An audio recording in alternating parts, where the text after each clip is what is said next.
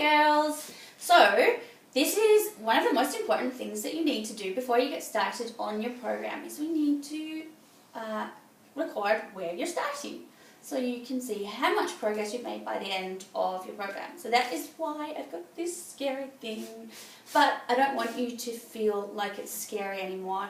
It literally is just about tracking your journey and seeing how much more amazing you're feeling and how you're hitting your goals and all of those things. So please try to not be too scared about this. See this is a positive thing from now on. So what I'm going to teach you to do in this video is how to take your measurements accurately.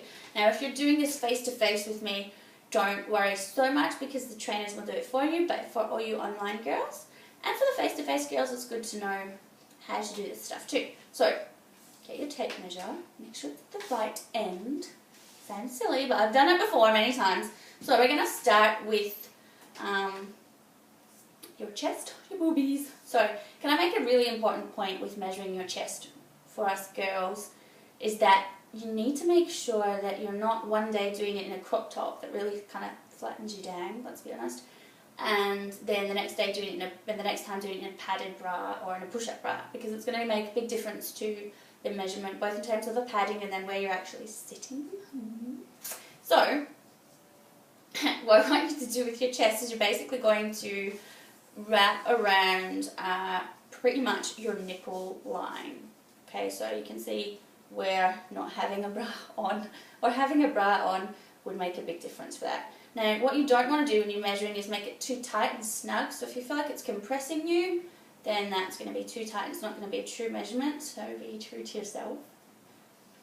So it should just feel like really a t-shirt would sit on you, snug but not too tight. Okay, so that's chest measurement, that is over the nipple line. Moving on down, we're going to go to your waist. So what you want to do really is always measure at the narrowest part. So typically that's just above your belly button. It can be a little bit higher, so find where your belly button is. If you're putting the tape measure around your waist and pulling it in, you can kind of see for me that's really like the narrowest part. Again, just be careful of putting fingers underneath the tape measure because that's going to add a couple of centimetres and no one wants that, right? We want to take them off. So, yeah, again, just snug but not too tight. Shouldn't be pulling in like this, shouldn't be causing creases on your t-shirt. And again, make sure that you're doing it in a really thin top or ideally really in undies so you're getting right into your skin and you're not adding extra centimetres with baggy jumpers or anything like that. Okay, moving on down to the hips. I'm going to come a little closer for this, so hopefully you can see my hips. This is kind of the widest part of the hip for me, and that's where you're going to be measuring. So you don't want to be going right down over your butt.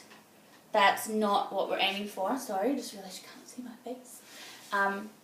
Widest part of the hip all the way around. Make sure it's the same height all the way around, that you're not slanting down or slanting up.